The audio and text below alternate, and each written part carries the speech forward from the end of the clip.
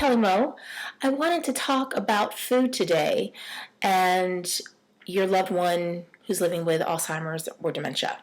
My mom, who's been living with the disease for over a decade, it's been a transition because in the beginning, obviously, she could still eat well, swallow, drink her liquids, use her utensils, and as things progressed within the disease, her motor skills changed and she wasn't able to hold her utensils very well. She was having a hard time figuring out what actually was on the plate, what she wanted to eat first, and getting the nutrition that she needed for each meal.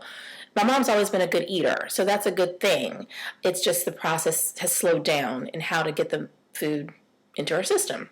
Before, when she was having those initial challenges, we added Ensure into her meal routine, and that was fine. That was great. But as time evolved, we realized that she was having issues with chewing and swallowing solid food, and we had to move her onto a pureed diet, which she's been on for the past couple of years. And fortunately, the facility where she's living, they do a really great job with the food in the kitchen, and it's actually really tasty. I've had some of the food before.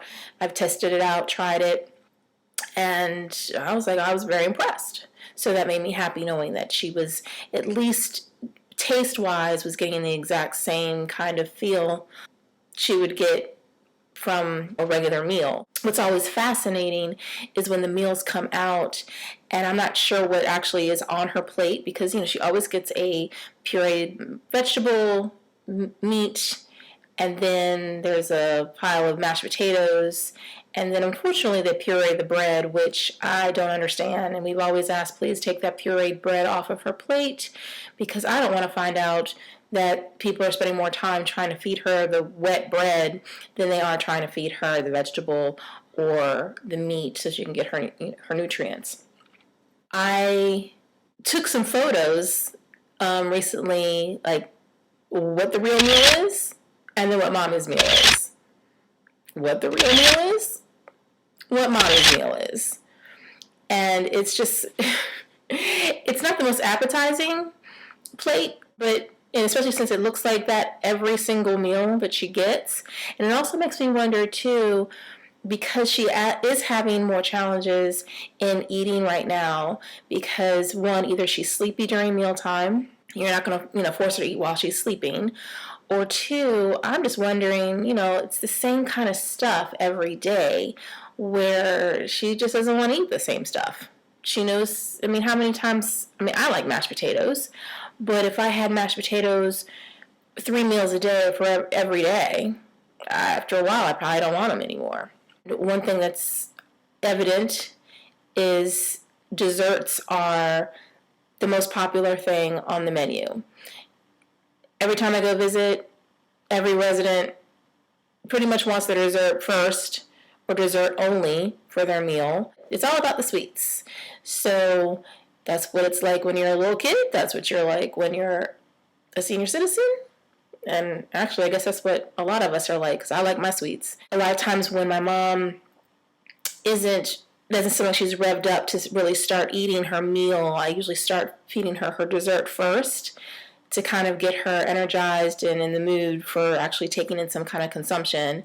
And a lot of times that works. Also, the dessert is extremely helpful when it comes to the point in the day when she has to take her medicine, because her meds are crushed, and they usually put the meds in a little applesauce, or if she has pudding or jello or ice cream or something, that can also be something that's added into the crushed meds to help get the meds down smoother.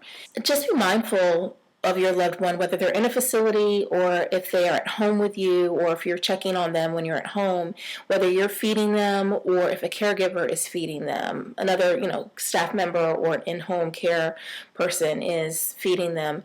Everyone has a different technique on how to get the food into the mouth.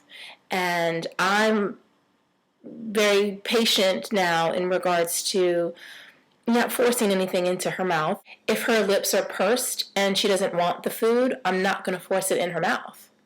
And I've been mindful to talk to my aunt and see how she proceeds to feed her, or I'm also just very aware if I'm there and I watch the caregivers or the staff feed her, what technique that they're using, or making sure that I'm comfortable with how they're feeding her, because I never want it to be a forced situation. No one should want that. I mean, I've witnessed a lot over the years where I've seen some behavior that kind of, takes me aback, or I've even seen loved ones come feed their sick mother or father, and they're just not as patient as you would hope that they would be, and they're shoving the food into their loved ones' mouths, and I'm like, whoa, would you want someone to do that to you? No, I don't think so. But at the same time, I kind of understand the premise, because you get nervous when you see that your loved one isn't eating, and that's one of those signs that they say, well, once they stop wanting to eat, it scares you, because you're thinking, okay, this is the end of the line, because once they're not getting that nutrition, and you may have to maybe do something intravenously, it's just not a good sign that they're at the later spectrum of the disease in their life. I hope that you're having success in feeding your loved one, making sure that they're getting their daily nutrients. I will talk with you another time, okay? Take good care. Bye-bye.